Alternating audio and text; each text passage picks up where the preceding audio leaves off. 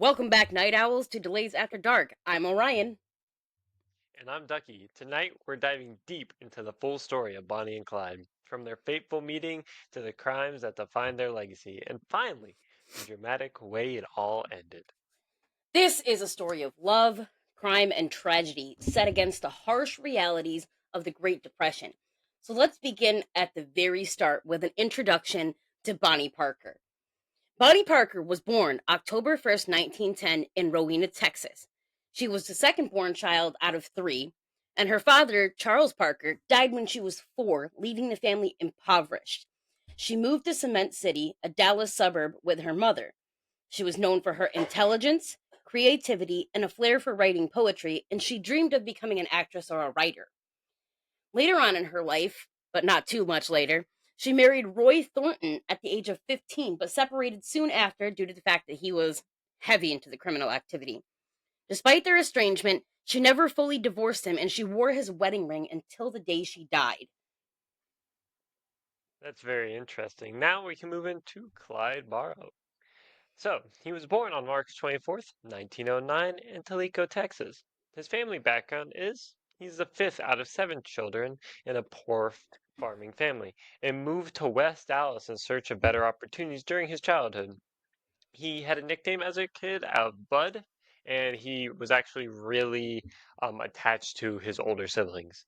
Some of his other personalities and talents is that he was ambitious but drawn to petty crime as means of escaping poverty. He was also a skilled musician who used to play guitar and saxophone. He would also used to play guitar at like homeless camps in order to help them like help their day out. And he began with minor thefts such as stealing turkeys and cars. His first arrest was in 1926 for failing to return a rental car. And that brings us down to the meeting of Bonnie and Clyde. They met in January of 1930 at a mutual friend's house where Bonnie was staying in West Dallas. Bonnie was 19 and Clyde was just 20. Right? And when they met, they had an instant connection. Both of them were drawn to each other's charisma and shared dreams of escaping the impoverished lifestyle. Their bond deepened when Clyde was imprisoned later that year. Yeah, that was kind of a shitty moment for them. Clyde was incarcerated for robbery at Eastham Prison Farm. He endured brutal conditions, which hardened his resolve against the justice system, and he escaped briefly with a smuggled weapon provided by Bonnie, but then he was recaptured. Yes. Now we can move in the start of their crime spree that lasted 21 months. So, Clyde's whole motive in it all was he was experienced in prison's fuel and a desire for revenge against the system, particularly the Texas prison system. He turned to robbery and means of survival and rebellion. And Bonnie's role initially was that she was an observer, but she quickly became an active participant. Her loyalty to Clyde led her to join him on the run.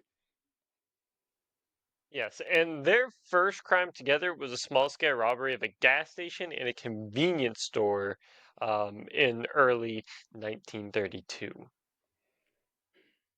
The violence escalated, though, when Clyde killed a store owner in Hillsborough, Texas during one of their robberies.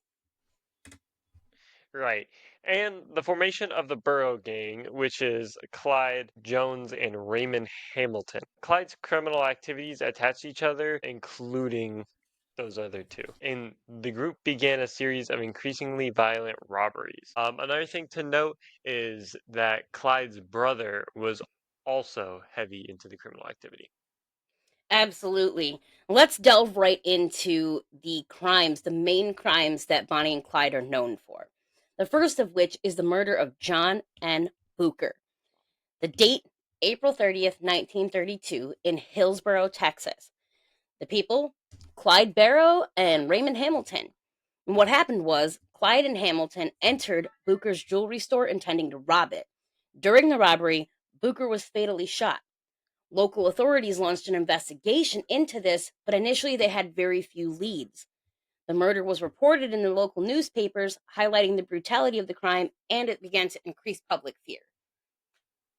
Yes, but it is also good to note that during Bonnie and Clyde's 21-month crime spree, is that all of the murders were not done, like that wasn't the crime that they were going to commit. They usually only happened in response to Clyde being cornered because he got kind of backed into corners a lot and was almost captured multiple times. But the second murder was of Deputy Eugene C. Moore. He died on August 5th, 1932, in Stringtown, Oklahoma. This was also Clyde and Raymond. This was during a dance at a local country club. Deputy Moore and Sheriff C.G. Maxwell approached the parked car of Burroughs and Hamilton. Without warning, Burroughs opened fire, killing Moore and wounding Maxwell. Kinda sounds like it contradicts the statement I made earlier. But the police responded with a manhunt that was initiated, but Burroughs and Hamilton evaded capture. The killing of a law enforcement officer gathered significant media attention, portraying the perpetrators as ruthless criminals.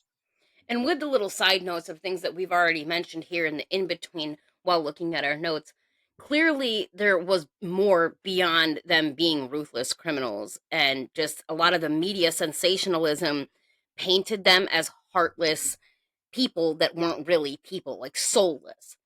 Which leads us into the murder of Howard Hall, which happened on October 11th of 1932, just a few days after the previous murder. The location of this murder was in Sherman, Texas, and the participants in this situation just happened to be Clyde and Bonnie. The details are sparse, but Hall was killed during a robbery, which leads me to believe it wasn't intended for that to happen, like you mentioned. Investigations were conducted, but no immediate arrests were made. The local newspapers reported on the incident, adding to the growing infamy of Bonnie and Clyde. Yes. Right, and now we're going to move into the murder of Doyle Johnson, which happened 26th of December, 1932. Location was in Temple, Texas. Participants were Bonnie and Clyde, and this was when Johnson was killed during an attempt of car theft by Bonnie and Clyde. The police responded by authorities increasing their efforts to apprehend the duo, but they once again managed to escape and the media covered it, but the murder was widely reported, further sensationalized the crime spree. So at this point, they're gaining quite a lot of notoriety, and people are starting to know who they are. Yeah, and that's not something that you always really want to happen because even nowadays we deal with situations where, these types of things are heavily reported in the news and the sensationalism creates a kind of a bond between the general public and the criminal. Even further on, we next have the murder of Deputy Malcolm Davis. That the date for that one was January 6th of 1933, and it was in Dallas, Texas. This time, not only was it Bonnie and Clyde, but it was also W.D. Jones, another member of the Barrow gang. While attempting to meet with family members, the gang was confronted by Deputy Davis. And because they mistook him for a bounty hunter, Clyde shot him and killed him. The police did respond to this. There was an intensifying of the manhunt for the gang with increased coordination among law enforcement agencies on a wider scale. The murder of a deputy sheriff received extensive media coverage, painting the gang as a significant threat to society. Right. Now we're moving into Joplin Shootout, kind of a interesting name. This was on April 13th, 1933 in Joplin, Missouri. This again was Clyde, Bonnie, Buck Barrows, Blanche Barrows, and W.D. Jones. The event was that the police suspected bootlegging, which, for those of you who don't know, is the, at the time, illegal movement of alcohol, and raided the gang's hideout. A violent shootout ensued, resulting in the deaths of Detective Harry McGinnis and Constable J.W. Harriman. The gang escaped, leaving behind weapons and photographs. The raid's failure led to criticism of local law enforcement and called for a better coordination. Photos that were found at the scene included images of Bonnie posing with a cigar and a gun and were published nationwide, romanticizing their image. So that's the iconic one of her in front of the car with her leg up on the bumper. And this is when the media started like publicizing it and people started realizing that kind of what was going on and making it kind of a Romeo and Juliet-esque love story. And that's exactly where my brain was just going with that as we're reading through the notes and we're explaining it to our listeners. It was that Bonnie and Clyde had a love, but it wasn't like it was being portrayed in the media. The media was portraying them as this couple that continued to commit crimes just because of their love for each other at that point. And that's kind of like kind of cringe, creepy if you think about it. But moving forward, their next situation was the Platte City shootout, which was on July 19th of 1933 in Platte City, Missouri.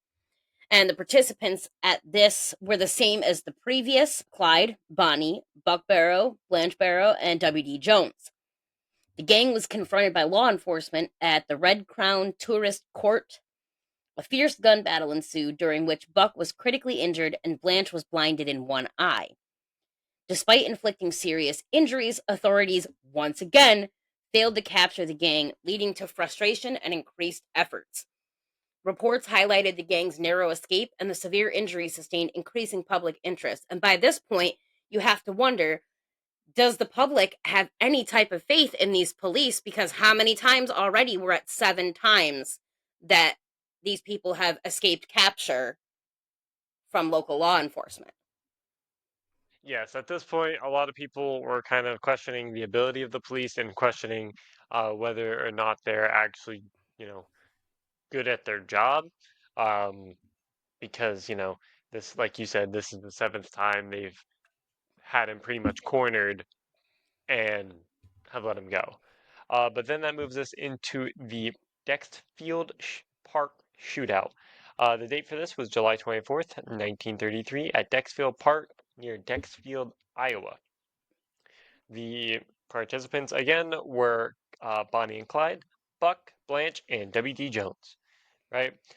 This happened while in a deserted amusement park. The gang was discovered by a local citizen who alerted the authorities. In the ensuing shootout, Buck was fatally wounded and Blanche was captured. Bonnie and Clyde and W.D. Jones escaped. Um, the capture of Blanche and the death of Buck were seen as significant victories, but the escape of the other was a setback. The dramatic confrontation was widely reported, with emphasis on the gang's declining fortunes. So at this point, the news is kind of saying, like, hey, look, we got two of the five. So look, we're not worthless, so you can trust us. And at this point, there was already a warrant out for their arrest. Not bounties. Well, there was bounties, but mainly the justice system wanted them back alive. However, as we all know, that's not what happened. Absolutely not. And unfortunately, this leads us into the situation behind the killing of Bonnie Parker and Clyde Barrow. There was an ambush that was planned to take these people out. Texas Ranger Frank Hamer was hired in February of 1934 to track Bonnie and Clyde. Hamer studied their habits, noting that they frequently returned to visit family and associates in certain areas. Clyde's preference for back roads and rural routes made him predictable, which is unfortunate in some eyes and very fortunate in others. On May 21st, 1934, the posse of police received a tip from informant Henry Methvin's father, who agreed to help in exchange for a leniency for his son, a Barrow gang member. Sweet. And then we're going to move into the setup. The posse consisted of 6 officers set, that set up an ambush on a remote road near Gibbsland, Louisiana. They hid in the bush armed with Browning automatic rifles, shotguns, and pistols. It is also good to note that in the event you're ever in the area, there is a stone with like a plaque next to it that marks the location of where Bonnie and Clyde were ambushed at. Ooh, that's an interesting thought to think about. Down to their final moments. At approximately 9:15 a.m. on May 23rd of 1934, Clyde's stolen Ford V8 approached the ambush site. Upon the approach, officers opened fire without warning, fearing Bonnie and Clyde might shoot back or attempt to escape. Clyde was killed instantly by a shot to the head, and Bonnie died moments later due to the fact that there were over 130 rounds that were fired into this vehicle, riddling their bodies with bullets. Yes, it is said that as a whole, they were shot around 43 times collectively. And you can still, there's a whole bunch of stuff really everywhere. Down in Louisiana and Texas, you can still go see their car that they were killed in. Clyde Barrow's shirt is somewhere, I believe it's actually in a casino somewhere. And there's plenty of museums down in the south if you ever want to go look. And they have a bunch of not only replicas but the real deal of what they were wearing, what they were driving. I think one place even has their hats that they were wearing. That But is yeah, absolutely wild. and another thing, so this was we're going to move into kind of like the police response, but there's kind of something that goes along with the police response is that the ambush was seen as a significant victory for law enforcement, ending the duo's reign of terror. Now, immediately after they were killed, there was a lot recovered from the crime scene, but not everything because people definitely took trophies and even civilians who are in the area took things from the crime scene. And the officers were criticized by some for their brutality of the ambush and not attempting arrest. So that was another thing that the police were kind of in a lose-lose situation, but the public really saw it as kind of shitty that they weren't like going to arrest him. It seems like they didn't even attempt to because they didn't. They were tired of, you know, getting shot all the time, and they were tired of being evaded over and over and over again. Um, but the posse received rewards totaling up to $26,000 through disputes arose, however, and it was divided. So the posse that uh, conducted the ambush was rewarded up to $26,000, and then some people had a problem with that, so it ended up getting divided up amongst the members. Which is kind of, it's wild to think about. These people were handed, $26,000 worth of reward for shooting these people down rather than attempting to make an arrest. But I can also see the other side of it. Like you said, they were getting sick of being evaded, sick of being shot at, so on and so forth.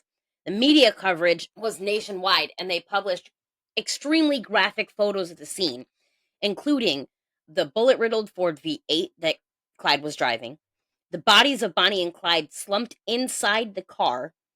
There were headlines that emphasized the violent end of the notorious criminals with titles like End of the Road and Death for Bonnie and Clyde. Public fascination with their stories skyrocketed, turning them into American culture legends. Yes. Right? So, how did the public react to all of this? Some of them celebrated, some criticized it. Many celebrated their deaths as a justice for the many victims and all of the crimes that they had committed. Others viewed the ambush as excessive, especially since Bonnie was seen as a victim that was manipulated by Clyde. So the entire time they were doing this, some people saw him as two um, boyfriend and girlfriend who were just going on this robbing spree and they just loved crime, while others saw it as, Clyde who manipulated her into coming with him. Basically, he didn't want to go down alone. I could see that, it being a little bit of like a Stockholm syndrome type thing. Like she was already interested in him, so he was like, "Hey, if you're that interested in me, you're gonna do this XYZ with me." And there was so much of a spectacle after their death. Thousands of people gathered to view the car, view the bodies. It created a carnival like atmosphere, which is kind of gross if you think about it. Souvenir hunters, like you mentioned, took items from the scene, including pieces of Bonnie's blood soaked dress and shell casings. That's disgusting. How you do not have control of a scene enough. And we're going back again on the police having just no sense of duty and no actual like give in this situation. They're not taking care of this situation. They're not protecting their crime scene enough so that souvenir hunters were taking pieces of this woman's dress off of her dead body. Yes, but it's also one of those things where it might even be just something where they simply don't care. Less That's of fair. that Bonnie and Clyde, like we want to have control of the scene, but it could also just be something of they don't care anymore. They've been chasing them for over 21 months. They've killed multiple officers, multiple shootouts. Like, it's better at this point to just let the people do what they want. Because why do we care? That's at least how I'm picturing it in my brain. Fair enough. They did have funerals, though. Bonnie and Clyde were both buried separately in Dallas, Texas, as per their family's wishes. Bonnie's funeral drew over 20,000 mourners, many of whom were curious onlookers, and she was buried in Crown Hill Memorial Park. Yes. So the whole reason that they were buried separately was because of Bonnie's mother did not approve of Clyde and really thought that they shouldn't have been together. However, Clyde, his family ended up reserving two spots next to each other for them, and the spot that was reserved next to Clyde for Bonnie still remains empty today. So the funeral for Clyde, though, his was very similar and was attended by thousands, and he was buried in Western Heights Cemetery next to his brother Buck. Which is wild if you think about it, him having an empty spot for Bonnie next to him, and it leads to questions of whether he actually loved her or did he manipulate her, like it was mentioned, or was it a little bit of both? The cultural impact has been insane. Their deaths cemented their status as folk heroes and symbols of rebellion during the Great Depression. They inspired numerous books, movies, and songs, including the 1967 film Bonnie and Clyde, starring Warren Beatty and Faye Dunaway, and songs like The Ballad of Bonnie and Clyde. Yes, great movie. If you haven't seen it, you definitely should. Now we're going to go into how this actually affected the law and law enforcement. So it's started the ground for the interstate cooperation. This highlighted the need for better communications between state and local law enforcement. It improves their tactics by law enforcement beginning to use more powerful weapons, such as the Browning automatic rifle, to match criminals' firepower. Because at the time, criminals could get really whatever they had their hands on. And federal involvement, cases like Bonnie and Clyde's paved the way for the greater FBI involvement in combating organized and mobile crime. And with all the facts out there, Duck, I gotta know. We're gonna take a moment here and discuss our personal thoughts and feelings towards this case, as we always do. Ducky, tell me, what's your viewpoint here? My view, I personally love these two. I think that, like, looking back at it, they kind of get a lot of flack for their murders, but in at the end, it's still a better love story than Twilight, right? So you have two really young people during the Great Depression trying to make kind of just trying to make ends meet. They're just going around, they're robbing people. That was kind of their whole thing. And the whole time they were just, at least she was madly in love with him. And actually, at the beginning of their meeting point, um, Clyde didn't really want to bring her down the same road that he was in, because he had already been arrested multiple times before, um, and he didn't want to bring her down that road. But after she insisted and insisted and insisted, he eventually caved and took her on the crime spree. The way that movie portrays it is not exactly how it played out. Obviously, it's dramatized, um, but as a whole, they did a pretty good job laying it out. Um, I think that they are definitely a case that anybody who is looking to, you know, who's not really into true crime but wants to start getting into it, it's definitely a great place to start because all the facts are pretty much out there. Um, and it's really researchable and it kind of has a really big cultural standing in the South. Absolutely, I agree with you 100% there. There's definitely, I guess you could call it kind of a cult following for the information surrounding Bonnie and Clyde, their life, their crimes, their love story. Because looking at it from an outsider's point of view, there is a love story there. Like you mentioned, initially, Clyde didn't want to get Bonnie involved with all this shit. He wanted to just keep her separate from it and do his thing that he needed to do, take whatever steps he needed to take to try to keep himself above water as far as, monetary gain. He did what he needed to do to keep the people that he loved safe and healthy and protected. And even though he was in a lifestyle of crime, which eventually Bonnie did come into, it's still, there was obvious, I don't know what you want to call it, obvious indication that he did care about her in such a way that made him more protective of her, in a similar way as, he had his family members involved in this as well, and they were also, it was a group of protection and love and crime. And it's unfortunate to see that, they couldn't have, obviously we wouldn't know who they were if they didn't have this life of crime, but it's unfortunate to me to see the types of lows that they had to stoop to in order to create a comfortable life for themselves. And can you imagine, just for a second, and even if it was only for a few seconds in between bullet blasts, Bonnie watching Clyde get hit, watching him die, and knowing within seconds, I'm going to. Can you imagine how terrifying those few seconds would be? That's insane. And to know that there are pieces of this situation that are floating out there amongst, the average populace, and God only knows who has pieces of it now. This is almost 100 years ago. It's devastating to know that these people, that obviously they were criminals, and obviously they needed something done, but there was no thought at that point, because the police were so infuriated by them. There was no thought to, let's try to take them in. It was just, let's ambush them and fill their car full of bullet holes, and if they die, they die. If they don't, they don't.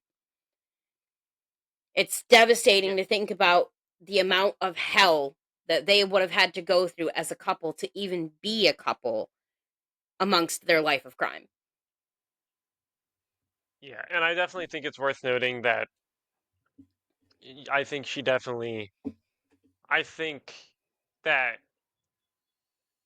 at the time, whenever it all happened and they were getting ambushed, even if she did look over and be like, "Oh shit, I'm next," I think personally she would have been okay with it because she already saw Clyde's dead, right? So Mm-hmm. she would have looked over and said, "Okay, well," especially with how it seems to be, like at least in the research that we've done, it seems to be that she would have been pretty well okay because there was would have been nothing else for her to live for, because her husband's they haven't talked in minimum 3 years now, probably longer, but at least we're gonna assume that she didn't hold any contact with him. Um, but just you know, there would have been nothing else for her on the other side, even if she did survive. Fair enough. Fair enough. And with that being said, maybe she just would have been okay with it in that moment, knowing that if she would have come out of it, her life would have been destroyed anyways. Yes, and it definitely seems like it's a story of all the, you know, I wouldn't say wrong things, but definitely kind of the worst in humanity is what this kind of, not in humanity, but definitely worst of like the legal system and um, everything that was happening in the like 30s. This is definitely like part of the a big compilation of the worst of everything that was happening. The police not really having control, the media kind of going crazy because it's a big, you know, the recent development and communication widening, the ability for this to be national news fairly quickly, and the police just not being able to do their job, as well as America kind of being in somewhat of not exactly anarchistic, but like kind of lawless area. Like crime was heavy, um, not just with these two, but almost everybody. It's almost like it's a little bit of a mix of everything from several different corners of beliefs. Yes, it's definitely a pretty, you either love this case or you hate it. There's really no in between. I personally, you know, I'm on more of like the love side of it, but you know, that's just because I think I find it a really interesting case, and it was more about the people involved and less about the actual crime that was committed. I absolutely agree. Their love story is romanticized, but at its core, it's tragic. They were young, reckless, caught up in a cycle of violence they couldn't escape. It's fascinating how they've been turned into folk heroes, though. Do you think they deserve that kind of legacy? Kinda, yeah, because this was a time in America where the government was kind of failing the people over and over and over again. And these two, whether or not it was exactly the best thing, it kind of gave some Americans hope that there was, things could be worse. It's definitely a reminder of how desperation can lead people down dark paths. Bonnie and Clyde's Yes. story is one of passion, crime, and ultimately tragedy. Their lives and deaths continue to captivate us, but it's important to remember the human cost of their actions. Well said. And remember, folks, we loved hearing from you. Questions, comments, concerns, bitches, moans, gripes, suggestions can all be put into the comment sections. Or if you don't feel like, commenting, you can also email us directly. This was a fan requested episode. Um, they requested that we do Bonnie and Clyde, so we, you know, kind of cleared out the schedule a little bit in order to make sure that our listeners feel heard in a way that, you know, we can do it. This is definitely something that we want you guys to understand, that an episode like this can be put directly into our quote unquote schedule of episodes. This being a fan requested episode, we immediately made room for it after what exactly we had planned for the holiday season. So if you have something that you want us to cover, please let us know. We read all the comments, we read all the emails. And while we haven't gotten many yet, the few that we have gotten spark a fire in us that is so deep that you can't even understand how happy it makes us to hear from you guys. So we really do want you to put it in the comments, put it in an email, shoot it into a message across our TikTok that gives you the teasers for the episodes. Absolutely anywhere on social media where you can find Delays After Dark, we definitely want to hear from you. But unfortunately, that's all the time we have for tonight, true crime lovers. I'm Orion, And I'm Ducky. and this has been The Lades After Dark.